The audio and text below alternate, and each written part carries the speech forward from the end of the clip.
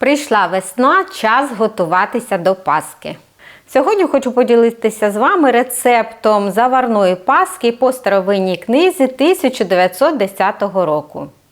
Вона дуже легко готується та має неймовірний смак та аромат. Не треба цілий день провести на кухні, щоб її випікти. 2 години і все готово.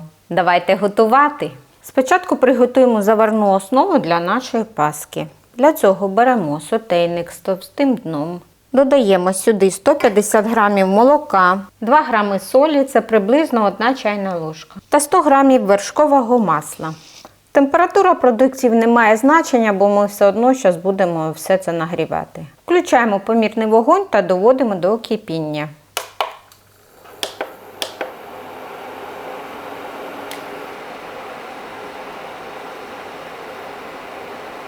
Як тільки маса вже закипіла, збавляємо вогонь до мінімального та додаємо борошно. Додаємо одразу все, а не ділимо на частини. Заварюємо тісто як на еклери.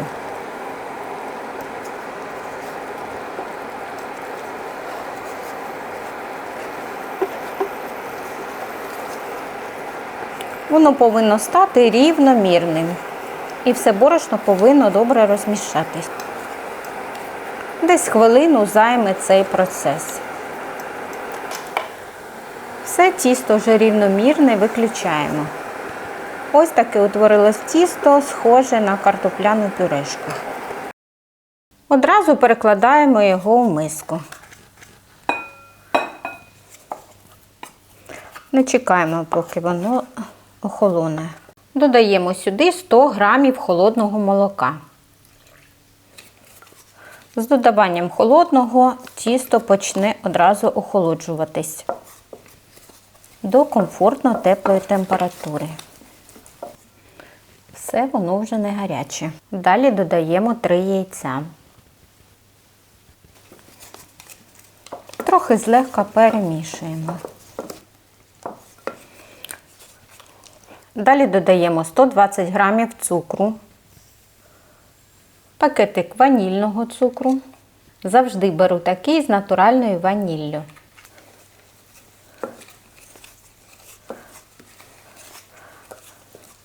Перемішуємо. Та одразу відправляємо сюди 20 г свіжих дріжджів. Вмішуємо їх в тепле тісто. Тісто якраз такої комфортної температури, приблизно градусів 30-35. Ось така маса вийшла, навіть добре розмішувати його не треба, бо ми зараз будемо додавати борошно і воно все добре виміситься. Потроху починаємо додавати борошно. Мішуємо тісто спочатку лопаткою.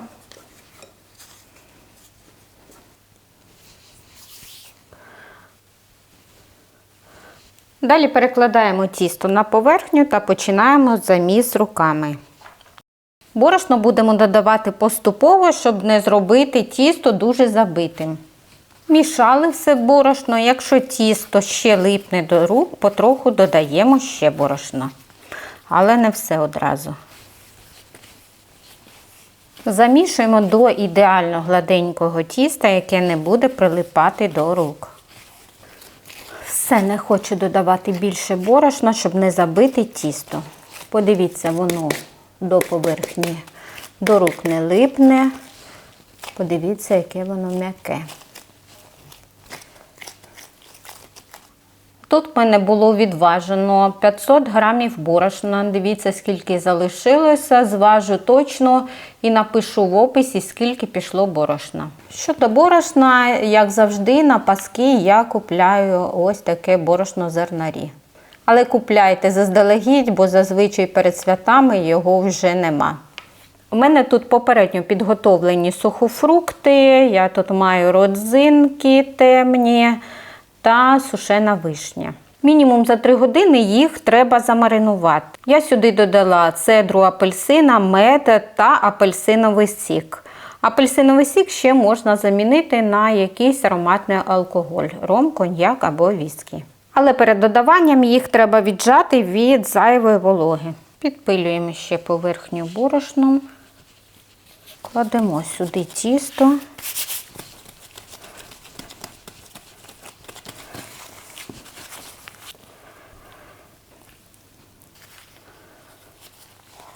Все це потрібно гарно вмішати. Сухофрукти повинні добре розподілитися по тісту. Подивіться, яке тісто в нас вийшло. Дуже м'яке і дуже пахуче. Воно не потребує попередньої розтойки, тому одразу зараз зважимо і будемо розкладати по формам. Вага тіста склала 1 кг 300 г. Але вага ще може відрізнятися від того, яку кількість сухофруктів ви сюди покладете. Я в цьому році ще форми не замовляла. З минулого року в мене залишилась ось така велика форма, як для панеттоне, діаметр 14. І такі маленькі ще є.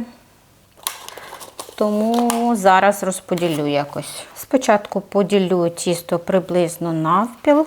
Половину тіста 650 грам покладу на цю велику форму, а інше поділю по маленьким. Формуємо з тіста кулю, загортаючи його всередину.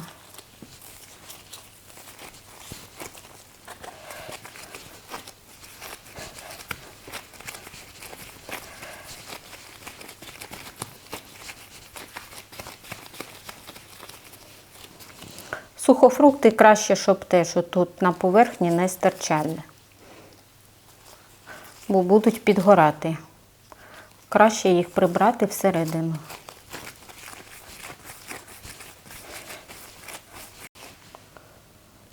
Так кладемо тісто в форму.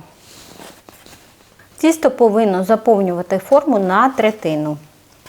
Так, покажу, що в мене вийшло. Одна велика, 2 маленькі. То одну я таку створила імпровізовану, взяла форму для торта, вона маленького діаметру, 12. Зробила борти з пергаменту та поклала всередину туди тісто. Ну, як наші бабусі робили, що в них форми якісь паперові були чи що. Згадайте, як випікали паски наші бабусі. Накриваємо та залишаємо в теплому місці на 1 годину. Прийшов час розтойки, наші пасочки вже підросли. Не можу сказати, що дуже, основний підйом буде відбуватися вже в духовці. Випікаємо при температурі 160 градусів, режим верх-низ. Час випічки приблизно 1 година. Але завжди орієнтуйтесь по своїй духовці.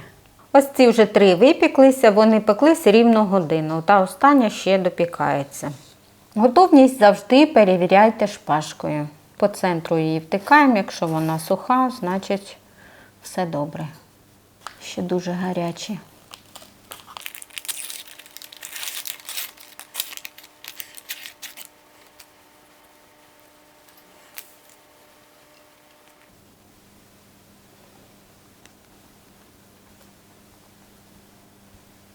Дивіться, яка вона всередині. На приготування цієї паски не треба витратити цілий день, а смак вас точно не розчарує.